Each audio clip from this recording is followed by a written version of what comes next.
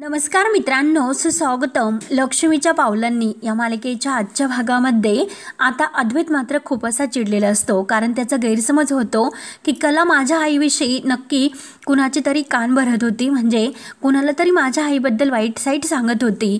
तेव्हा आता सर्वजण घरातील आता अद्वैतचा हा आवाज ऐकून बाहेर आलेले असतात आणि आता नैना आणि रोहिणी या दोघींना मात्र खूप असा आनंद होत असतो, कारण आता अद्वैत कलावर खूप असा चिडलेला असतो। कला म्हणते की चांदेकर, अरे माझं ऐकून तरी घे, परंतु अद्वैत म्हणतो की का आणि का प्रत्येक वेळेस मी तुझं का ऐकून घ्यायचं बरं। तेव्हा नैना हळूच रोहिणीला म्हणते की आता अद्वैत इतका कलावर चिडलेला आहे, परंतु तुमच्या डॅडने मात्र येथे एंट्री करून तिची बाजू घ्यायला नको। म्हणजे काय आहे की ते आल्यानंतर पेटलेल्या आगीवर कुणी भस्कन असं पाणी ओतल्यासारखं होतं। रोहिणी म्हणते की अगं नैना, सरोज वहिनी येते आणि सरोज वहिनी नक्की कुणाला सुद्धा पाणी पाजू शकते आणि हे तू बघतच राहा की जी आग तिने लावलेली आहे ती काही लवकर नाही विझणार। तेव्हा आता अद्वैत आणखीनच जोरात ओरडतो की सांग ना, तुझं काय ऐकून घ्यायचं बरं। आणि तेवढ्यात मात्र आबा बाहेर येतात। आबा म्हणतात की काय रे, अरे काय असं सांगायचं आहे, का तू तिच्यावर इतका ओरडतो आणि काय इतका आरडाओरडा सुरू आहे। तर तेव्हा अद्वैत लगेच म्हणतो की आबा, अहो ही खरे आहे ना, ती भयंकर अशा चुगल्या करते, इकडचं तिकडे करण्याशिवाय जे काही ती काम करते ना, तिचा हात कोणीच धरू शकत नाही, कायम इकडचं आणि तिकडचं करत असते। तेव्हा आता कला अद्वैतला खूप समजवण्याचा प्रयत्न करते की अरे चांदेकर, मी फक्त माझ्या आईशी बोलत होते, परंतु अद्वैत मात्र तिला पुढचं काही बोलून देत नसतो।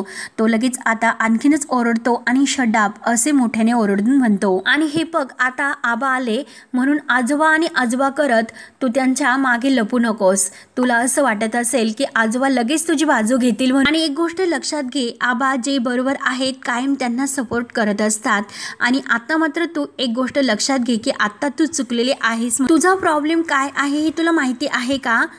तरी आहे का माझ्या आईबद्दल असं बोलायची? अगं तू स्वतःला समजतेस तरी कोण, महाराणी चांदेकरांची सून का? अगं तुझ्याकडे एवढे अधिकार आहे का तू माझ्या आईबद्दल बोलशील म्हणून? आणि काय ग, तू काय सांगत होती की तुझ्या आईला माझ्या आईबद्दलच्या कंप्लेंट सांगत होतीस? तेव्हा आता कला म्हणते की हे बघ चांदेकर, अरे ऐकून घे ना माझं, मी तुला शांतपणे सांगते की अरे तू काहीतरी गैरसमज करून घेतो, उगाच अर्धवट गोष्टींच्या आधारावर तू नवीन गोष्टी बनवू नकोस। अरे मी काय बोलते याकडे नीट व्यवस्थित लक्ष दे आणि मग तू ठरव काय तुला म्हणायचं आहे ते। परंतु अद्वैत तर ऐकून घ्यायला तयारच नसतो, तो पूर्णपणे आता भडकलेला असतो आणि सर्वांसमोर तो आता कलेला खूप असा ओरडतो आणि काय काय म्हणतेस, अर्धवट गोष्टी ऐकून घेतो मी, म्हणजे तुला असं म्हणायचं आहे की मी जे काही ऐकलं ते चुकीचे ऐकले म्हणून? अगं मी माझ्या कानांनी ऐकलं की तू काय म्हणत होतीस ते, आणि तू नेहमी असंच म्हणते की मी चुकीचं आहे आणि तूच खरी आहे ते। तेव्हा कला म्हणते की चांदेकर हे बघ, अरे तुझा खूप मोठा गैरसमज झालेला आहे, तसं काही नाही, तू माझ्यावर विश्वास ठेव। अरे मी तुला काय म्हणते ते ऐकून तरी घे। परंतु अद्वैत तर आता पेटूनच उठलेला असतो, एकही शब्द तू ऐकून घ्यायला तयार नसतो। अगं जर असं तू करत असते की या घरातील कोणतीही व्यक्ती तुझ्या आईबद्दल जर बोलली तर तू कायम मात्र अगदी तलवार घेऊनच उभी असते, आणि आता मात्र तू माझ्या आईबद्दल शिवाय असंच बोलायला सुरुवात केली का तू? अगं नेमकं काय म्हणायचं आहे तुला? तुझी हिंमतच कशी झाली माझ्या आईबद्दल असं म्हणण्याची?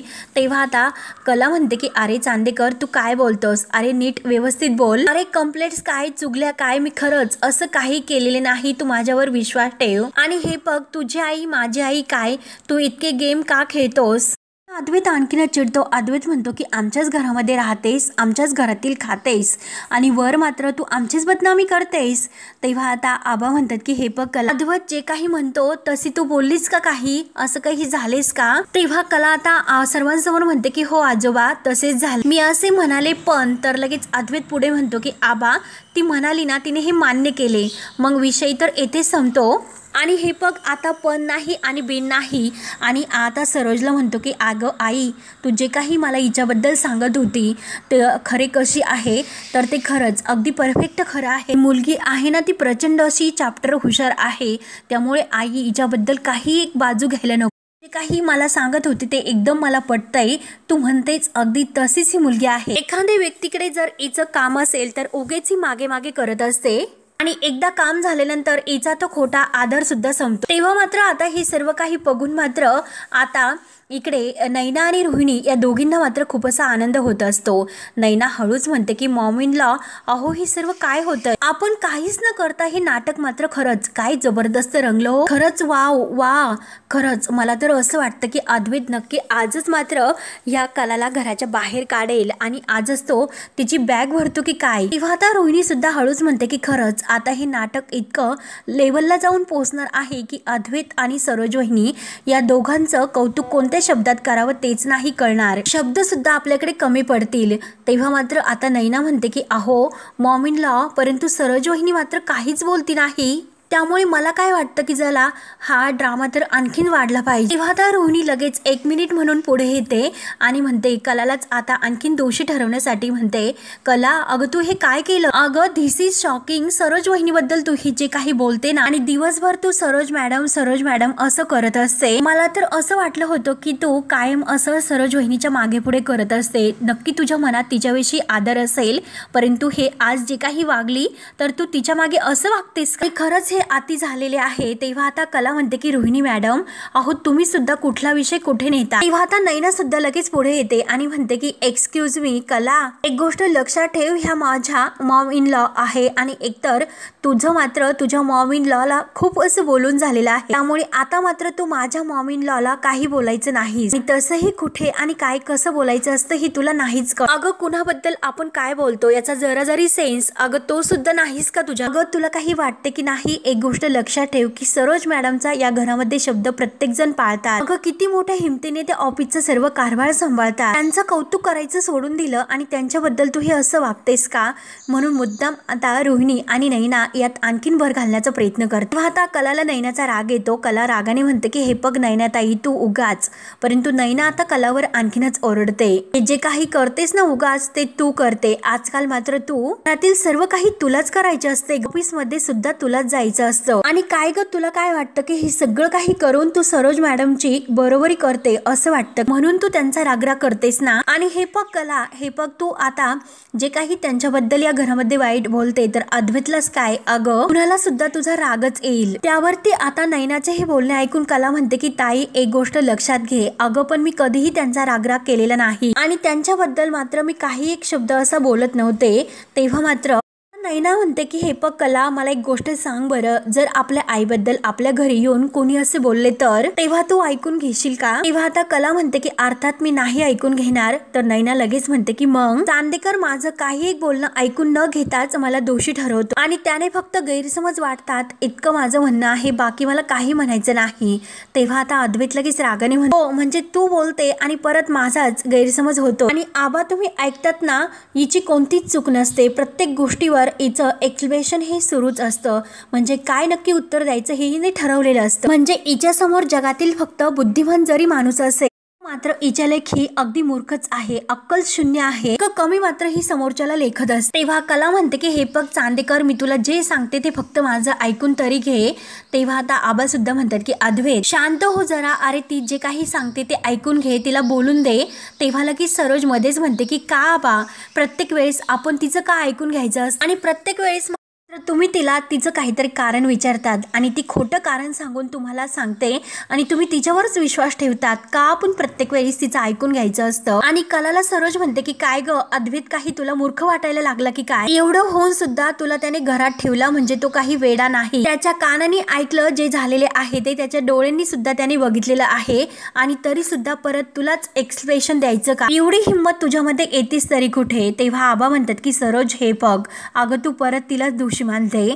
तेव्हा आता सरोज मात्र आबांना सुद्धा बोलून देत नाही आणि नाही आबा असं म्हणते, आजपर्यंत मी तुमचंच ऐकत आले परंतु आज मात्र मी तुमचं नाही ऐकू शकत. उद्या उठून मात्र ही मुलगी तुमच्याशिवाय वाईट साईड बोलेल तेव्हा मात्र तुम्ही उठून तिला कारण नाही विचारणार. मग मी तिला सरळ जाऊन जाब विचारेन आणि सरळ तिला हाताला धरून घराच्या बाहेर काढ. आज मात्र ती माझ्याबद्दल वाईट बोलते आणि माझ्याबद्दल तिच्या मनात असणारे हे वाईट विचार ती आता बाहेर सुद्धा बोलायला लागली तरी सुद्धा तुम्ही माझ्या बाजूने स्टँड घेत नाही. आणि आबा तुम्हाला ती मुलगी इतकं महत्वाचं वाटते का. आणि काय ग फोनवर जे काही माझ्याबद्दल तू वाईट साईट बोलते ते सर्व वाईट आहे हे तुझ्या आईने तुला कधीच सांगितलेलं नाही का. सासूबद्दल असं बोलायचं नसतं कारण तिच्याच घरी खाते, तिच्याच घरी राहते आणि तिच्याच बद्दल तू असं वाईट साईट बोलते, ही वृत्ती वाईट आहे असं तुझ्या आईने आतापर्यंत तुला काहीच सांगितलेले नाही का. सासूबद्दल असं बोलायचं नाही म्हणून. पण नाही ना, त्यासुद्धा कशाला सांगतील, कारण त्यासुद्धा अगदी तशाच आहे.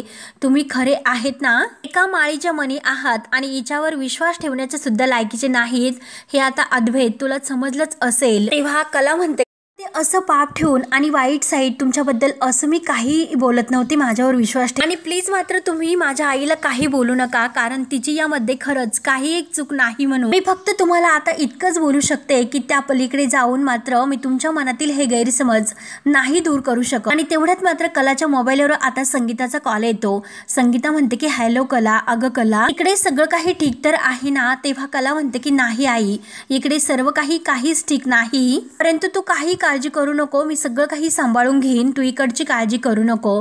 शेवटी ही लढाई माझीच आहे आणि ती लढाई मात्र मलाच लढावी लागणार आहे. तेव्हा आता कला ही अद्वैतकडे बघत असं बोलून आतमध्ये निघून जाते.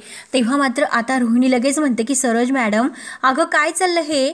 या मुलीला इतकं सगळं होऊन सुद्धा स्वतःची अजिबात लाज वाटत नाही, तरी सुद्धा ती आपल्यालाच बोलते. अगं तुझ्या समोरून ती मुलगी ताड निघून गेली आणि जाऊन ती गेली कुठे? अगदी शेमलेस आहे ही मुलगी, लक्षात घे. तेव्हा आता सरोज ही रोहिणीला म्हणते की राहून दे आणि अद्वैतला म्हणते की अद्वैत, अरे बघितलंस ना तू, आता या क्षणाला मात्र तू आणि मी एका मतावर ठाम आहोत म्हणून, नाहीतर ह्या मुलीने कधीच तुला माझ्यापासून वेगळं केलं असतं जर आपल्यामध्ये हे असं एकीची भावना नसती तर. अरे अद्वैत, तुला चांगलं कोण आणि वाईट कोण याची जाणीव आहे, याची पारख आहे, म्हणून सगळं काही व्यवस्थित आहे. अरे अद्वैत, तू तर ठीक आहेस ना? तेव्हा आता सरोज मुद्दाम अद्वैतला आणखीन आपल्या जवळ ओढण्याचा प्रयत्न करते आणि कलावर नक्की तो आणखीनच रागवेल याची पूर्ण तयारी करून ठेवते. तेव्हा मात्र आता अद्वैत म्हणतो की हो आई, माझी काही काळजी करू नको, मी एकदम असा ठीक आहे. अद्वैत असं म्हटल्यानंतर सरोज आणखीनच खुश होते आणि मनात अद्वैतकडे बघत म्हणते की तवा गरम आहे तोपर्यंत तोच यांना वेगळं करण्याची पोळी मात्र भाजून घेऊया. आणि सर्वांसमोर ती अद्वैतला म्हणते की जा आता तू फ्रेश होऊन घे. तेव्हा आता अद्वैत आणि कलाचं हे जे काही भांडण आहे ते भांडण बघून मात्र आबांना खूप असे टेन्शन येते. आबा म्हणतात की यांच्यात अजूनही काही ठीक आहे असं नाही वाटत. काही झालं तरी आई, मला तुझ्या मूळ ठिकाणी यावंच लागेल, तुझ्या दर्शनासाठी मला यावंच लागेल, त्यामुळे मला कोणताही असा पर्याय नाही उरलेला, शेवटी मला दर्शनासाठी यावेच लागेल. तर इकडे संगीताला सुद्धा खूप टेन्शन येते आणि संगीता आता विचार करत असते की जे काही झाले ते केवळ माझ्यामुळेच झाले, माझ्यामुळे माझ्या कलाचं आयुष्य पणाला लागतो, म्हणून आता संगीता स्वतःला दोषी मानत खूप अशी रडत असते. तेव्हा आता लगेच दिनकर तिला समजावतो की हे बघ संगे, काजल धावतच येते. काजल म्हणते की आई अगं काय झाले, तू का रडतेस? तेव्हा आता संगीता म्हणते की अगं काजू, माझ्यामुळे जावई बापू आणि कला या दोघांमध्ये काहीतरी असा गैरसमज झालेला दिसतो आणि जे काही झालेले आहे ते सर्व मात्र आता लगेच संगीता दिनकर आणि काजल या दोघांना सांग. दिनकर म्हणतो की संगे, तू अगोदर शांत हो आणि आपण येथे बसून काय करणार आहोत हे सांग बरं.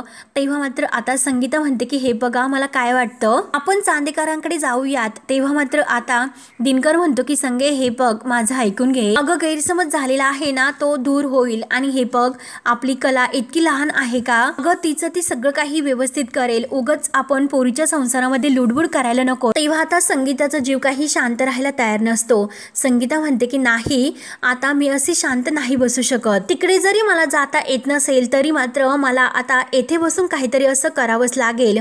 म्हणून संगीता धावतच आतमध्ये जायला निघते. काजल आणि दिनकर म्हणतो की संगे अगं थांब. संगीता घाईने धावतच देवाजवळ येते आणि देवाला हात जोडते. संगीताचा जीव आता थारावर नसतो. संगीता आता अगदी इकडे तिकडे धावतच येते ते देवाजवळ आलेली असते, परंतु देवाची घाईने ती पूजा करायला घेते, परंतु हात असे थरथर कापत असतात. तेव्हा आता दिनकर म्हणतो की संगे अगं काय झालं, तुझं लीट व्यवस्थित लक्ष नाही लागत, जरा तू शांत हो.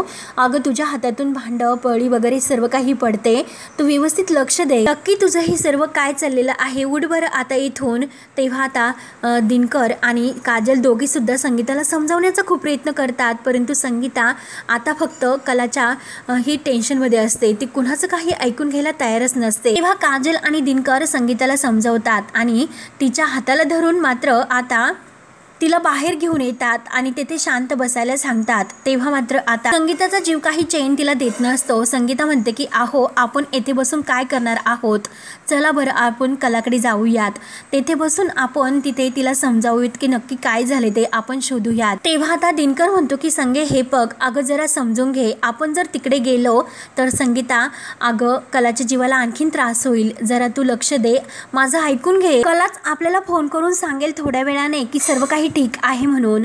तेव्हा आता संगीता तरी सुद्धा रडत असते तर काजल म्हणते की आई मी एक काम करू का आई, मी तिकडे जाऊन बघू का नक्की काय झाले ते। नाही म्हणजे तुम्ही तिकडे जाण्यात आणि मी तिकडे जाण्यात जरा फरक पडतो म्हणून मी तुम्हाला विचारलं आणि मी तायडीला सहज भेटायला आलेले आहे असं मी तिकडे गेल्यानंतर सांगू शकते। म्हणजे हे बघा मी जरीही तिकडे जाऊन दाजींना समजावू नाही शकले परंतु तिकडे नेमकं काय सुरू आहे त्या परिस्थितीचा जाणीव मात्र मला होईल, मला समजेल की नक्की तिकडे काय सुरू आहे ते। तेव्हा आता दिनकर म्हणतो की संगे हे बघ ऐकून घे, काजल एकदम असं बरोबर बोलते, हे असं तू इथे रडत बसण्यापेक्षा काजलला तिकडे जाऊन दे आणि काजल नक्की आता तिकडे काय झालेलं आहे हे आपल्याला तिकडे काजल गेल्यानंतरच कळेल। तेव्हा आता काजल म्हणते की बरं आई मी जाते।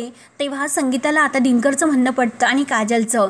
तेव्हा आता ते ठरवते काजल हे बघ मी तुला तिकडे जाऊन देते परंतु त्या अगोदर मात्र तुम्हाला एक वचन दे। लगेच आपला हात पुढे करते आणि म्हणते की हे बघ तेथे गेल्यानंतर मात्र तू सोहमरावांसमोर नाही आणि त्यांच्याशी तू एकही शब्द नाही बोलणार, त्यांच्याशी तू भेटणार सुद्धा नाही, त्यामुळे हे वचन अगोदर मला दे। तेव्हा आता दिनकर संगीताला म्हणतो की संगे अगं तू काय बोलतेस हे।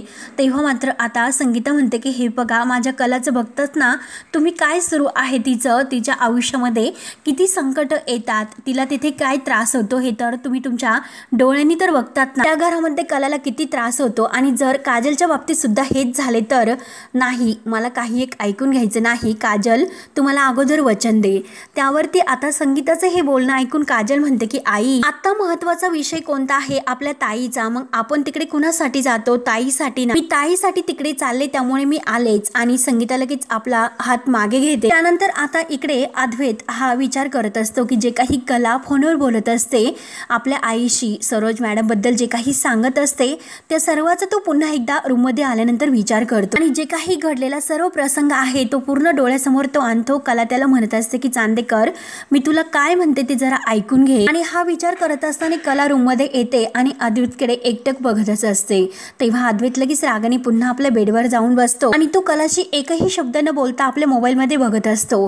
तेव्हा कला ठरवते की काही झाले तरी मात्र काही करून तरी मला याच्याशी नक्की बोलवावंच लागेल, याचा जो गैरसमज झालेला आहे तो दूर करावाच लागेल। जर वेळच्याच वेळी मी याच्याशी या गोष्टीवर नाही बोलले तर हा मात्र वेगळाच काहीतरी त्याचा अर्थ काढेल आणि आमच्या नात्यामध्ये मात्र आणखीनच गुंतागुंत हा वाढत जाईल, त्यामुळे हे होण्यापेक्षा मी याच्याशी बोललेलं बरं राहील आणि माझा संसार जर त्याला हे कारण असेल तुटायला तर हे मला नको आहे, कारण या कारणामुळे संसार तुटायला नको, कारण आयुष्यभर मला तेच ऐकून घ्यावं लागेल। तेव्हा कला ही अद्वैत बरोबर बोलायला येते आणि अद्वैतला म्हणते की चांदेकर अरे का रे तू इतकं टोकाचं माझ्याशी वागतोस, अरे मला माहिती आहे तुला आता खूप राग आलेला आहे पण शांत झाल्यानंतर तूच एकदा अगदी विचार कर की तू मला खाली असताना काही एक शब्द बोलून दिला नाही, माझी बाजू सुद्धा तू मांडून दिलेली नाही, चांदेकर तू माझं काही एक ऐकून घेतलं नाही, मी फक्त माझ्या आईशी बोलत होते। अरे येथे या घरामध्ये कोणी आहे का माझं मन मोकळं करण्यासाठी, घरात मी कुणाशी इतकं मनमोकळेपणाने नाही बोलू शकत, आपल्या घरामध्ये तसं वातावरण आहे का सांग ना मला।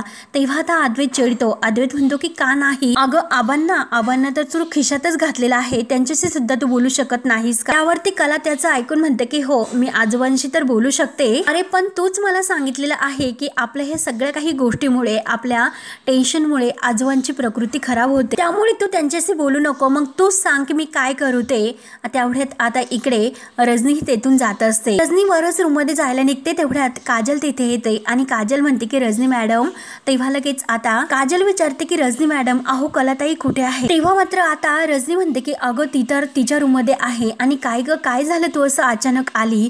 त्यावरती काजल मला आईनेच इकडे पाठवलं। ताई आणि दाजी या दोघांमध्ये परिस्थिती जरा बरी आहे की नाही हे बघण्यासाठी आईने मला इकडे पाठवलं होतं। त्यामुळे मी वर जाऊ का, म्हणजे असं विचारायचं की वातावरण जरा तापलेलं आहे का। त्यावर आता रजनी म्हणते की हो ना अगं, खरं तर असं सांगायचं की वातावरण तापलेलेच आहे, म्हणजे तू एक काम कर, तू वरतीच जा आणि तू गेल्यानंतर अद्वैतचा जरा राग शांत होईल। त्यावरती काजल म्हणते की बरं ठीक आहे, मी जाते आणि मी आलेच असं बोलून काजल लगेच वर रूम मध्ये येते। तेव्हा आता काजल दरवाजात येते आणि दरवाजात मात्र कला आणि अद्वैत या दोघांचं बोलणं ऐकत असते।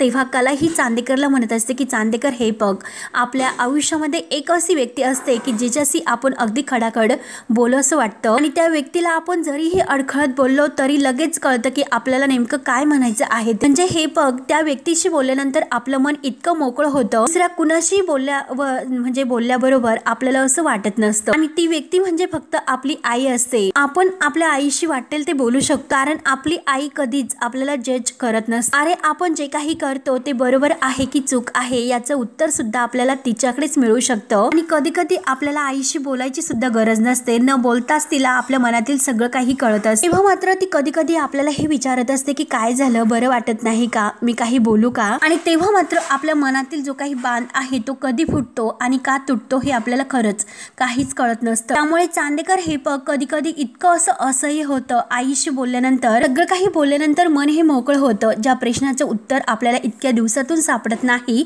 अगदी त्या प्रश्नाचं उत्तर आईशी बोलताना आपल्याला सापडते। आईशी बोलताना कधीही हे चुगली करणं नसतं, चांदेकर हे लक्षात घे। आईशी बोलणं म्हणजे मनातील जाणून घेणे असं असतं। मला एक गोष्ट सांग, तू मात्र तुझ्या आईशी बंद खोलीमध्ये काय बोलत असतो हे कधी मी ऐकलं का चोरून, किंवा तुमच्यामध्ये काय बोलणं झालं हे नंतर मी कधी तुला विचारलं का? मग तू का माझं बोलणं ऐकलं आणि आता मात्र यापुढे मी आईशी बोलायचं नाही का, यावर तू बंदी घालणार आहेस का? त्यामुळे हे बघ चांदेकर, मी तुझं वाटेल ते ऐकून घेईन, मान्य करेल, परंतु माझ्या आईशी काय बोलायचं आणि काय बोलायचं नाही हे मात्र तू मला नाही सांगू शकत। तेव्हा मात्र आता काजल ह्या दोघांचं बोलणं ऐकत असते आणि तेवढ्यात अद्वैतचं लक्ष काजलकडे जाते।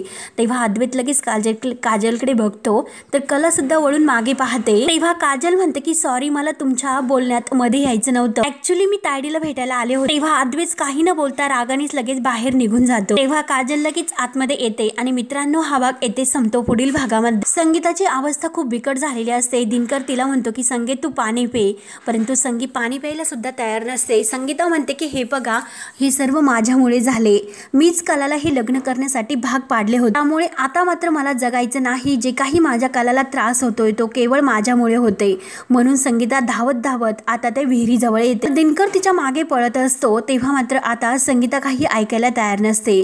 त्यानंतर इकडे अद्वैतला त्रास होत असतो, तर कला विचारते की काय रे, अरे तुला काही त्रास होतोय? तेव्हा अद्वैत काही सांगायला तयार नसतो। तेव्हा कला परत विचारते की अरे खरं सांग, तुला काही त्रास होतोय का? तेव्हा अद्वैत रागाने म्हणतो की एकदा मी तुला सांगितलं, मला काही एक होत नाही। तेव्हा कलाला मात्र आता अद्वैतची काळजी लागते। त्यानंतर आता इकडे दिनकर हा संगीताला कसं वाचवतो आणि पुढे काय होतं हे बघण्यासाठी आता आपल्या चॅनलला नक्की सबस्क्राईब करत राहा। धन्यवाद।